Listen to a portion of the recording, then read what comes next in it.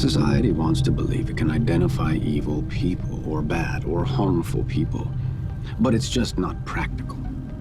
Just like you can't tell by looking at someone if they're a good person. Hello? Anyone? You need help there? I dropped my keys, and I can't. I think they went under there.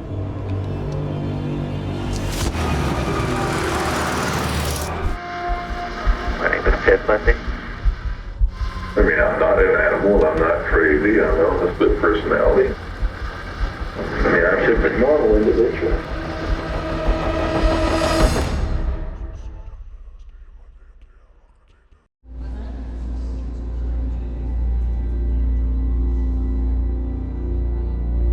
Now, we were face to face, the two of us in the same room.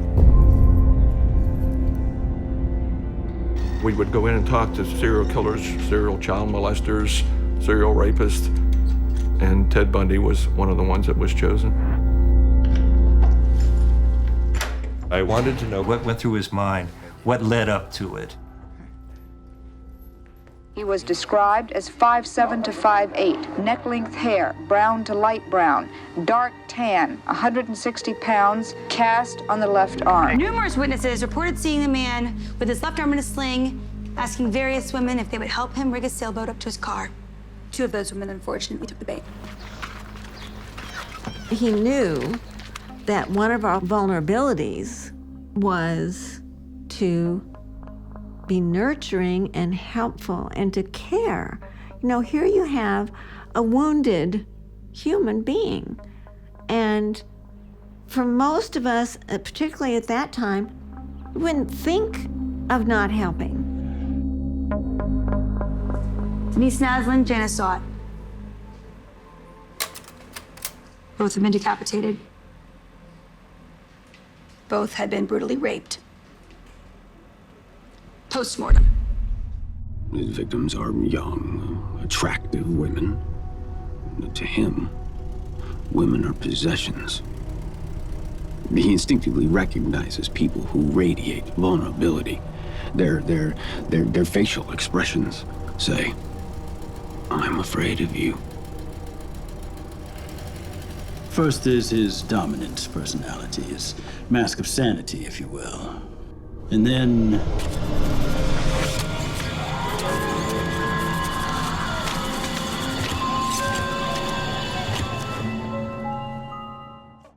When he really got going, his eyes went absolutely black. He had very blue eyes, but his eyes would go black. Perhaps this person hoped that through violence, through this violent series of acts, with every murder leaving a person of this type hungry, unfulfilled, would also leave him with the obviously irrational belief that the next time he did it, he would be fulfilled. And the next time he did it, he would be fulfilled. Or the next time he did it, he would be fulfilled.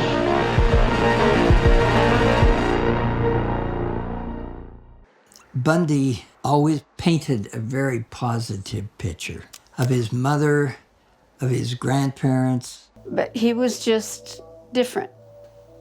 So he was teased a lot. And he had a temper. He liked to scare people. In high school, he wanted to be something he wasn't. I don't remember him dating anybody. And at the time, I thought it was really terrible because he was a good-looking guy. It wasn't that I disliked women or afraid of them, it's just that I didn't seem to have an inkling as to what to do about it. I talked to the family. They thought he was wonderful. We still don't believe it. It just can't be. I keep shaking my head, saying, how can this be? Ted's mother, Louise, became pregnant and had him in a home for unwed mothers. Then she left. She went home. She didn't intend to keep the child. But her father, Ted's grandfather, insisted, no, you go back and get that boy and bring him home. You can stay home and have your baby and finish school, but on one condition. that we raised Teddy as our own. Did you have 3 family names, huh? Were you illegitimate? Were you called Mommy's little brother? Yeah, it hurts. And the hurt turns into rage. And the rage grows and grows. He liked building tiger traps out in the woods. They built a big pit in the ground and put sharpened stakes down in it, then covered the top of it up with vegetation. And one little girl went over the top of one of Ted's tiger traps and got the whole side of her leg. It turns out that Ted's grandfather had a violent streak, and there's ample reason to suspect that Ted suffered some sort of abuse as a child, psychological or physical. You know, they think I'm crazy. I'm tired of people saying I'm crazy. I'm tired of reading psychiatrists and some of your FBI prima donnas say that you have to have some sort of complex in order to kill people. Normal people kill people.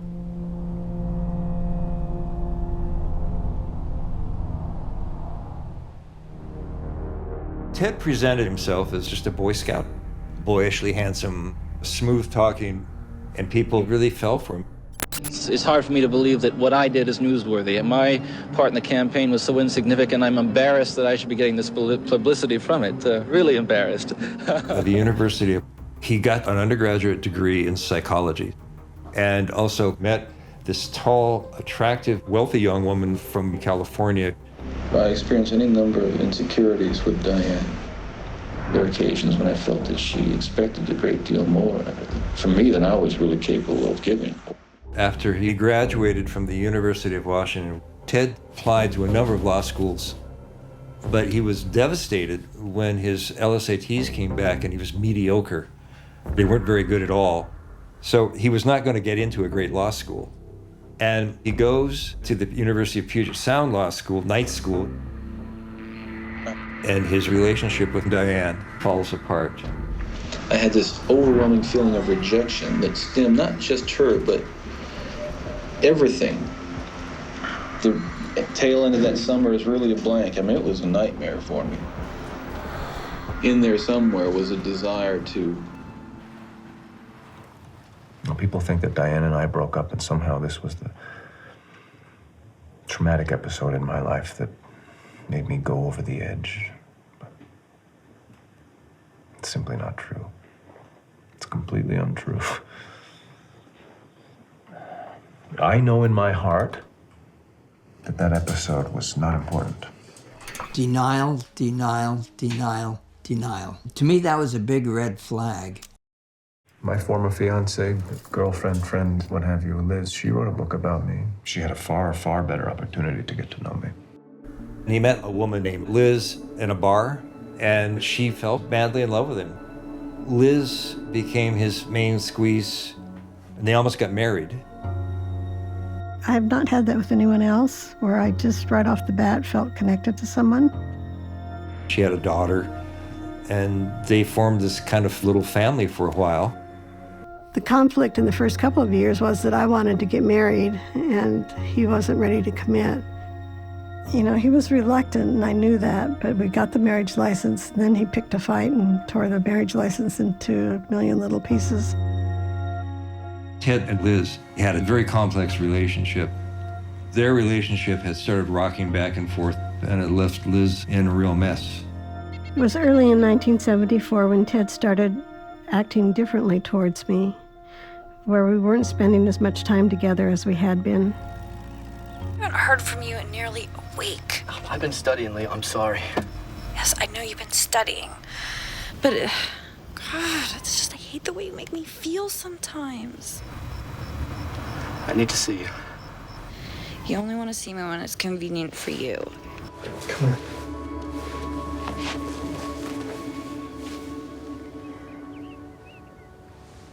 I felt such a strong love for him, but we didn't have a lot of interests in common. Like politics was something I don't think we had in common. Straighten up, wash dishes, or fix dinner, or do something. The area where I really fail would be not opening up my whole life to her. Don't know what I was hiding. Maybe I was just trying to preserve the Ted Bundy devil-may-care attractive bachelor image. He mentioned an incident about following a sorority girl. He was out late at night and he would follow people like that. But that he'd try not to, but he just did it anyway. Then you get into porn, softcore at first, then the hard stuff. And the fantasies grow and they get stronger and stronger. Till you can't sleep. And you walk around looking into windows, hunting for that feeling. You say to yourself, it's just a game. It's harmless. You'll never really do it. Then one day, it's not enough. She found a bag of women's underclothing in his apartment. She found a bowl filled with house keys. There was some plaster of Paris and some bandages. Another time, she found a knife under the right front seat of his car. The night that Brenda Ball disappeared, he'd been with me and my family, and he left early in the evening, and then the next day was late to my daughter's baptism. And then he said, "It's pretty scary, isn't it?" She reported suspicious behavior on his part, and she was frankly afraid, but she was not certain. In my own mind, there were coincidences that seemed to tie him in, yet when I would think about our day-to-day relationship, there was nothing there that would lead me to think that he was a violent man capable of doing something like that. Yeah, good to see you. I missed you. I remember we were playing hide and go seek, is how this started. He had hid under a blanket, and I came out to the living room and I pulled the blanket off him, and he's naked, and I say in shock, "You're naked?" And he says, "Well, yeah, that's because I can turn invisible, but my clothes can't, and I didn't want you to see me." Did you tell your mom? No, it wasn't until many years later that I told her. I didn't want him to be banished, which I was sure that he would have been. And I didn't want to see my mom hurt. Excuse me, ma'am? Ma'am? I'm Officer Roseland with the Marine Police Department. I'm sorry to bother you, but it looks like somebody's broken into your car. What? He said he was a police officer. He said, "Well, we found someone trying to break into your car." He was polite. He asked me if I wanted to come out to the car with him and see if anything was missing. And that's when he said, "Well, they're holding this guy down at the police station. Do you have time to come down there and fill out a complaint against him?" He drove a Volkswagen, which I thought, well, that's kind of odd, but maybe he's undercover. And I got in. He headed down a side street, and then he suddenly pulled over up on the side of a curb by an elementary school. And that's when I just started freaking out. What are we doing? And he grabbed my arm, and he got one handcuff on one wrist, and he didn't get the other one on, and the one was just dangling. I had never been so frightened in my entire life. Then when the time is right, he moves, soft as the rain. He's flowing now, like a river, because she's the one, the chosen. And she belongs to him. We started with literally 1,000 names. Then we looked at suspects who had maybe the name of Ted, who drove that kind of a car, whom perhaps people had reported as being a little strange. We put all those things together and we narrowed the number of potential offenders down to 100. The big leap came when we received the call from a woman who said, I'm concerned about my boyfriend named Ted Bundy, whom you should look at. It's a minor resemblance, but it's very, very minor. And what kind of car did he drive? It's a 1968 Volkswagen Bug. What is his name? Ted. Ted Bundy. I also read in the paper that some witnesses from the abduction of Georgianne Hawkins had encountered a man with crutches. I was so shocked. I'd seen crutches in Ted's room. And so it's like, oh no.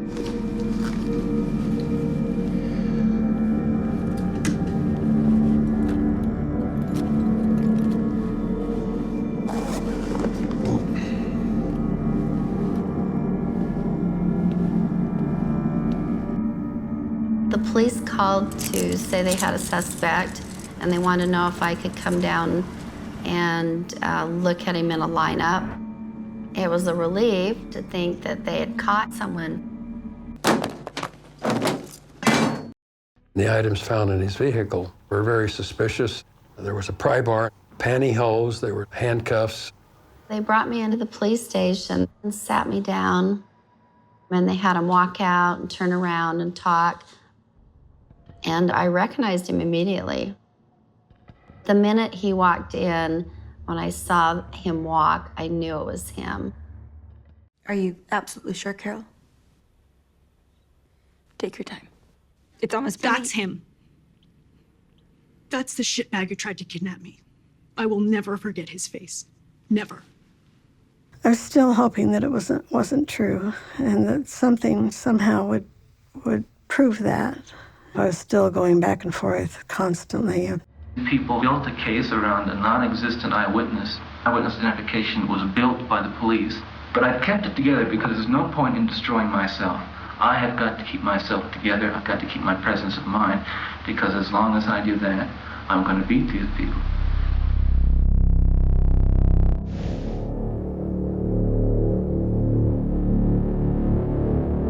I was a psychologist doing evaluations for the judge about whether he wants to send the person to prison or be put on probation. The question was not whether or not he committed the crime. He'd been found guilty. The psychologist, well, he was an asshole, but there must be some better words to describe that kind of mentality. I probably spoke to him more often during the time I was at the Utah State Prison than any other prison official. And I submitted my report to the judge saying that it was my opinion that Ted had a violent side to him. I don't like being locked up. I don't like my liberty taken away, and I don't like being treated like an animal, and I don't like people walking around and ogling me like I'm some sort of weirdo, because I'm not. First of all, I guess I should just ask, how are you doing up here? It's a short question deserving a long answer. I'm doing well. I feel good. Working hard on my case. Need a lot more sun and a lot more fresh air, but other than that, I'm doing okay. You are not guilty. I'm not guilty. Does that include the time I stole a comic book when I was 5 years old? I am comfortable with my blanket statement that I am innocent. Again, not in the context, I think, that you're speaking of.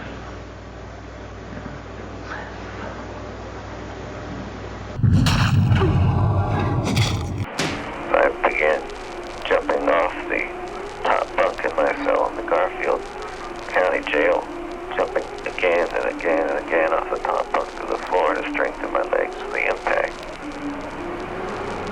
I have mentally measured the distance from the corner of the courthouse to the alley, and from the alley to the riverbed, and from the riverbed to the mountains. And I've measured my cell, and I ran those distances. Again and again. And I practiced how rapidly I could change my clothes from my courtroom attire to my shorts. There was nobody looking after him. He wasn't shackled, he wasn't chained, he wasn't handcuffed. They didn't have a waist chain on him. And they kind of let him roam freely throughout the courtroom. I remember the beautiful, clear morning. Mountaintop shining with the first rays of the summer mornings like. I remember psyching myself all the way up, saying to myself again and again, you must go, you must go, you must go. Don't hesitate, don't stop, don't stop. Bundy came here Wednesday after spending a miserable night in the rain. Then last night, Bundy said he walked into Aspen, took this car, which was unlocked and had the keys in the ignition. That's when Bundy was apprehended. Ted Bundy has been recaptured after spending nearly 6 days of freedom in the mountains near Aspen. This morning, he was returned to court and arraigned on numerous additional charges relating to his escape. I think we can say that he felt it, almost as if he was immune from detection, as if he were in a dimension that he just kind of like could walk through doors. He had some supernatural powers. No matter how much he fucked up, nothing could go wrong.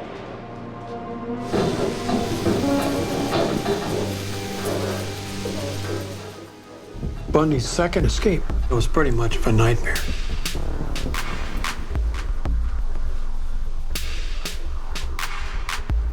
Bundy, starved down to less than 140 pounds, slipped through a hole in the ceiling of his cell and was free again. The ceiling, he managed to climb on some books, lift himself into the ceiling, crawl through the ceiling area, into the apartment of one of the jailers, which was above his prison cell. He took some of the jailer's clothing and walked out the front door. To FBI officials, the 33-year-old Utah law student is on the FBI 10 Most Wanted list. He has successfully eluded both police dogs and roadblocks. That's the one where he just disappeared and no one knew where he went.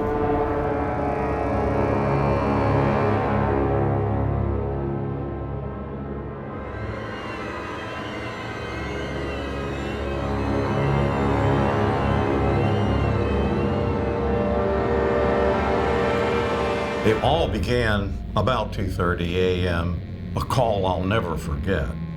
The frantic nature of the caller on the other end of the phone saying, "Sheriff, we may have as many as 4 dead at the Caramega sorority house, Florida State University." As I arrived, they were taking girls out on stretchers. I didn't know, and frankly, they didn't either, whether they were dead or alive. When he hit the girls, I just don't think they had a chance to fight back. I think he just went in and hit them. I just don't think they had a chance to cry out. What kind of a person do you think is at large? Well, I'd rather say we've got a very disturbed, sick individual.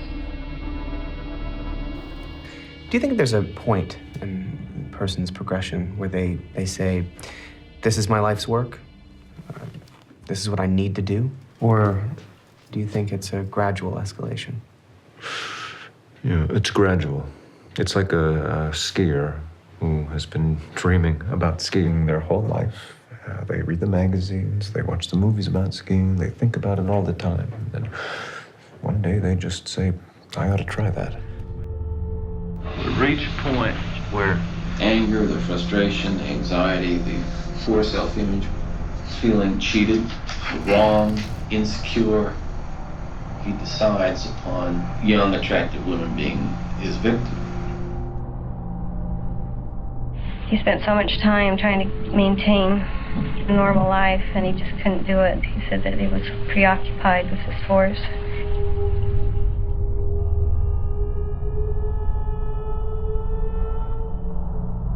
Ted was identified, and at that point, the jig's up, right? The police in Pensacola, Florida, stopped a man driving a stolen car and found to their surprise and perhaps pleasure, it was Theodore Robert Bundy, one of the 10 most wanted criminals in this country. It was remarkable that Ted was able to elude the police for so long. But Ted had that sort of chameleon-like face that could look 100 different ways depending on just the angle that you caught him. Ted was a absolutely prime suspect for Chi Omega, and he was placed just, within miles of where the offenses occurred. He didn't know that what I had was a bite mark from the crime scene. which I believed at the time was Ted Bundy's signature. And we wanted to search any and all parts of his mouth, including his teeth. Well, he started screaming, "You can't do this without my attorney." I said, "Oh, yes, we can. Ted, we have a warrant, and we're serving it on you."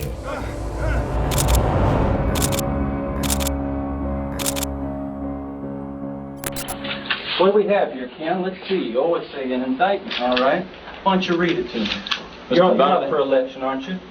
In the name of... You said you were going to get me. He said he was going to get me, okay? You've got the indictment. It's all you're going to get. Let's read it. Let's go.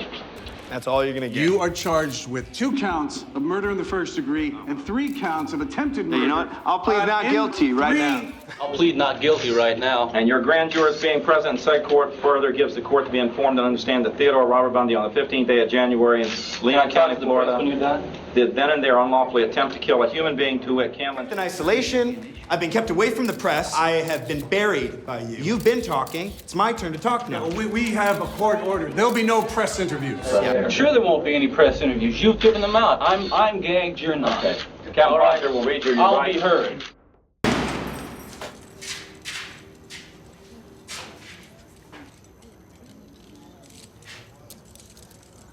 Oh, Ted, what have they done to you? Are you okay? Why are you limping? I'm fine. I'm fine. Carol Boone believes Bundy is completely innocent. Some have called her his girlfriend. She prefers to be known as just a close personal friend. She was just a little strange, and no matter what happened, no matter what the day's testimony was, she would have an explanation for why it was wrong or non-incriminating. Carol Boone says she first met Ted Bundy 5 years ago when they worked in the same office in Seattle, Washington. Since that time, she has followed him, helping him prepare his legal cases. And she was adamant that her bunny, as she called him, was wholly innocent. Because it makes it about getting ratings, not about getting the truth. I just felt like she's going to be just as roped in as I was. She's going to be used just like I was. This isn't going to end well for her. Ted and Carol were the French expression folie à deux. They were crazy together. Carol loved him. She told him that she wanted a child. And they built this little family on death row. Ted and Carol and little Rosa. But he has spent a lifetime observing women and deciding who's going to become a victim. And I think he could tell when women had the codependence issue where they wanted to help him in any way they could. I don't think they had reason to charge Ted Bundy with murder. Will you marry me? Yes. And I do hereby marry you. Thank you. When they got married, I just thought, I felt slightly disgusted just because it was such a Ted showboating type thing to do.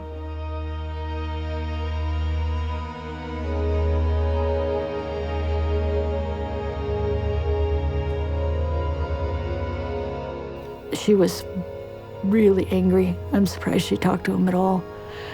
And he wanted to talk to Rosa, and she said no.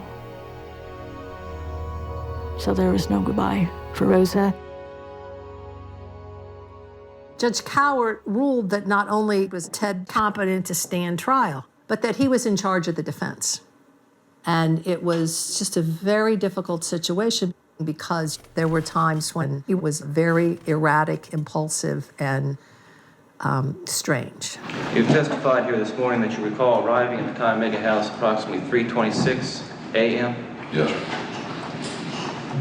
Then, to the best of your recollection, almost step by step, if you can, officer, what did you do next?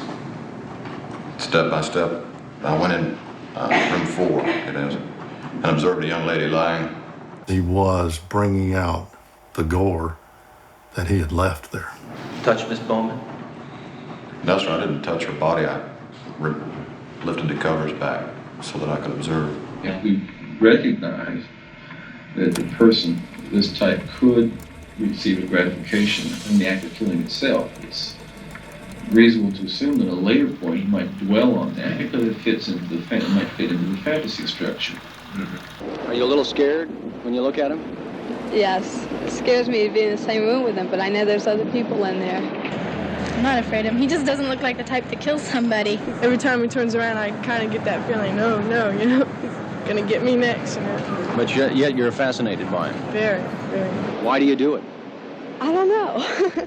Women were afraid to defend themselves because they had grown up learning that if you try to defend yourself, you'll get killed. So there was a big incentive not to fight back, and that your fate lay only in submitting. A person of this type chooses his victim for a reason. His victims are young, attractive women. On our possessions, beings which are subservient more often than not to males. Women are merchandise.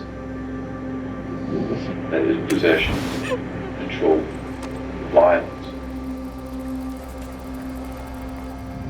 You feel the last bit of breath leaving their body. You're looking into their eyes, and basically a person in that situation is a god. Whoever made this mark in the skin, in the flesh, had crooked teeth. It's now pretty much considered junk science. But it didn't change what happened. Can you tell us within a reasonable degree of dental certainty if those teeth made the marks on those photographs? Yes, sir. I was feeling embittered and persecuted. I couldn't endure this humiliation. By the system, I think, to coerce me and to wear me down.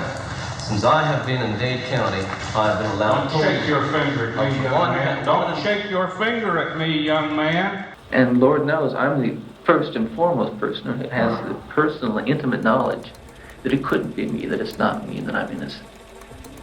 And I'll lay my money on me. This court, independent of, but in agreement with, the advisory sentence rendered by the jury, does hereby impose the death penalty upon the defendant, Theodore Robert Bundy. They refuse to perceive me as being anything that approaches being normal. They don't understand me. They don't really understand me, and they're missing, a very important point, I guess. One of intense surprise, which really just confirmed to me that he did not have a rational understanding of the proceedings or what was happening to him or what was about to happen to him. Sad. And even now, I am both fascinated with and angry at myself for falling into that role. Following this court case, he will stand trial in Lake City, Florida for another death, that of 12-year-old Kimberly Ann Leach. You get 2 death penalties, you got twice as much chance of one standing up to make certain. It is the sentence of this court as to count 1 of the indictment that you, Theodore Robert Bundy, be adjudicated guilty of murder in the first degree, and that you be sentenced to death for the murder of Kimberly Diane Leach. Court is adjourned. Tell the jury that they were wrong. They deny. Bring the jury back. Wait a minute. He is such an evil person who had done so much harm, hurt so many good people. He is just a piece of garbage. I am in the enviable position of not having to deal with guilt, and that's it. Guilt is a mechanism used to control people. It's an illusion. It's this kind of social control mechanism, and it's very unhealthy. I finally knew the truth. Yes, he did those things. I didn't feel like I was really free to move forward until then. I just had to hear it from him. But to know that he was out killing people when we were still in a relationship is just really a hard idea to integrate into my life.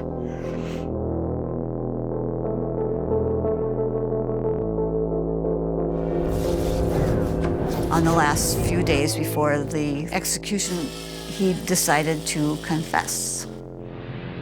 Of the 30 that you were involved in, can you You have an idea of how many were actually buried? Well, that's a good question. Gee, 10. 10 burials of the 30 by 30%? Just roughly, I mean, I'm just... Okay. In a couple of the cases, and I'm not sure how many, but you opted to sever the heads from the victims. And how many were there, do you recall, of 30? Perhaps half a dozen.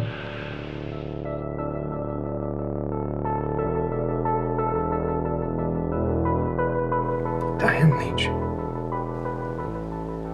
I couldn't say no. She was a mistake.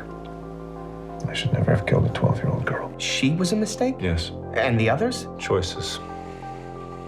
Can't really call those mistakes, can I? So, 30. I can for sure admit to 30.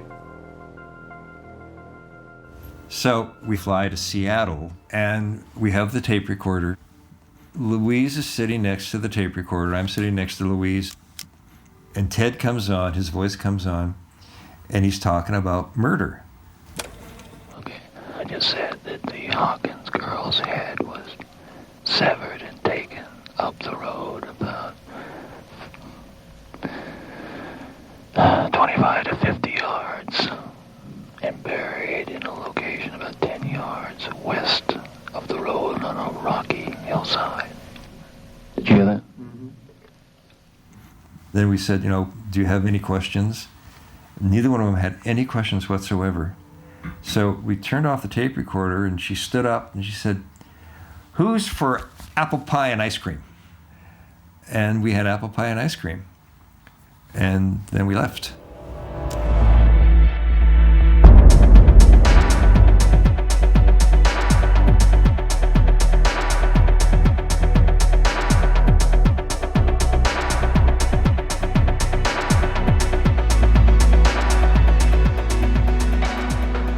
Murders do not come out in the dark with long teeth and saliva dripping off their chin. People don't realize that there are killers among them. People they liked, loved, lived with, worked with, and admired. The next day turn out to be the most demonic people imaginable. Did you get what you came here for? Do you know why I did it?